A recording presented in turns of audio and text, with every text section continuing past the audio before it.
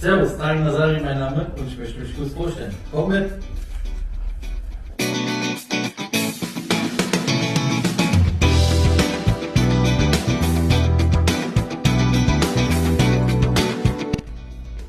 Ich bin seit 2017 bei der Allianz tätig und habe jetzt zum April diesen Jahres eine Agentur übernommen, hier in Mainz im ehemaligen Allianzhaus.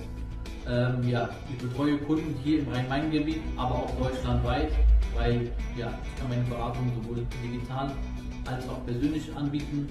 Und wenn ihr Fragen habt oder Anliegen, kommt gerne auf mich zu, gerne über Facebook, Insta, aber auch gerne über meine Homepage. Da habt ihr alle Kontaktdaten hinterlegt.